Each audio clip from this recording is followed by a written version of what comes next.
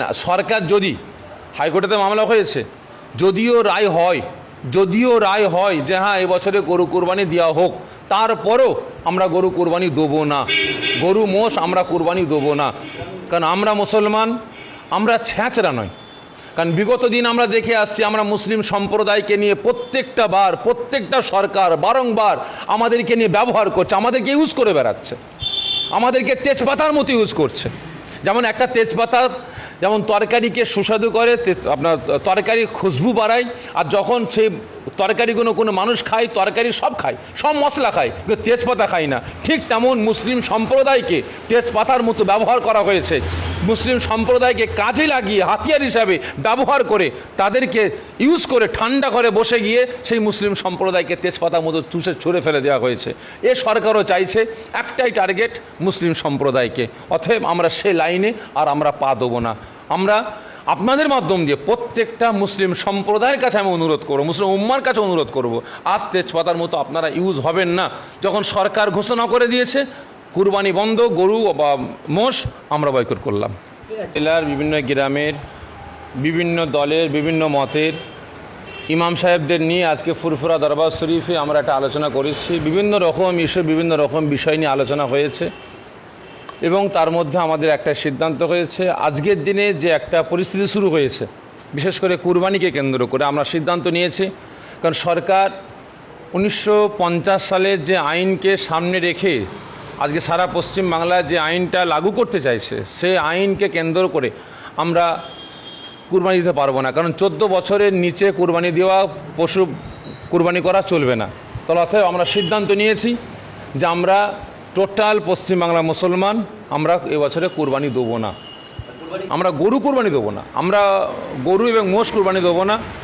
এবং তার সঙ্গে সঙ্গে আমরা এটাও দাবি তুলছি যে গরু এবং মোষকে জাতীয় পশু হিসাবে ভারতবর্ষের স্বীকৃতি দেওয়া হোক। এবং তারপরে ছাগল আছে, ভেড়া আছে, দুম্বা আছে, এগুলোকে আমরা এবছরে কুরবানি দেবো। যেনারা ঘোষ পরিবার এবং যারা গয়লা বা গরু পুষছেন, তেনারা বছরের পর বছর গরু পুষেছিলেন, দুধ তেনারা মানে গরুর কাছ থেকে দুয়ে নিয়ে বিক্রি করেছেন। এখন সেই গরুগুলো দুধ দিচ্ছে না বা দুধ কমে গেছে, সেইগুলো তেনারা মুসলিম সম্প্রদায়ের কাছে আমাদের কাছে বিক্রি করতেন, আমরা সেই গরুগুলোকে নিয়ে আমরা কুরবানি দিতাম। কিন্তু এখন যখন সরকার বারণ করে দিয়েছে যে কুরবানি চলবে না, গরু বা মোষ বলি দেওয়া যাবে না, তাহলে অতএব আমরা যে সিদ্ধান্ত নিয়েছি গরু মোষ আমরা বয়কট করলাম। এবং যে ভাইয়েরা আপনার গরু বিক্রি করতে পারছেন না, তিনাদের হয়ে আমি আমার রাজ্য সরকারের কাছে অনুরোধ করব, অবিলম্বে তাদের সুব্যবস্থা আপনারা নেন, তাদের কাছ থেকে গরুগুলো আপনারা খরিদ করে নিয়ে আপনারা গরুগুলো রাখার সুব্যবস্থা আপনারা নেন। সোনার বাংলা একদম আমরা চাই না। সোনার বাংলা করতে চাইলে এইসব আইন পাশ করে উনি, একদম মানে এটা ভুল কথা। সোনার বাংলা মোটেও হচ্ছে না, এতে হিন্দু মুসলিমের ভেতরে উনি একটা দাঙ্গা বাড়িয়ে দেওয়ার চেষ্টা করছেন। মুসলিমরা বলছে যে আমরা গরু কিনবো না, না আপনারা আমাদের কাছে গরু বিক্রিও করবেন না, এই অবস্থায় কি হবে? ওরা ওরা মানে ভয় পেয়েছে। আমরা ফোন করছি, আমাদের যারা গরু নেয়, এটা তো আজকেকার ব্যবসা না, আমাদের মানে আমার শ্বশুরের তার বাবারা এইসব ব্যবসা করে গেছে, তখন এগুলো কোনো সিদ্ধান্ত হয়নি। আর এখন এই 15 দিন এসে উনি এই সিদ্ধান্ত বের করেছেন, এটা একদম মেনে নিতে পারছি না আমরা। খরিদ্দার আসছে না, না বলছে আমরা যাবো কি করে, আমাদের রাস্তায় আটকে দিচ্ছে, গরু নিয়ে আসতে গেলে গরু লাভিয়ে নিচ্ছে। এগুলো কি ধরনের মানে আচরণ ওদের? একদম মানে এসব বন্ধ করুক, হয় বন্ধ করুক, নাই আমাদের একটা রাস্তা করে দিক যে আমরা কি করে খাবো। আমাদের স্বামীরা অন্য কোনো কাজে যে মানে যুক্ত নেই, যে মাঠে চাষ করে খাবে সেটাও পারবে না, আমাদের জমি জায়গাও নেই। ধরুন এই আইন কি পরিবর্তন করলো না সরকার, আর আগামী দিনে গরুও বিক্রি হলো না, তাহলে আপনারা কি করবেন?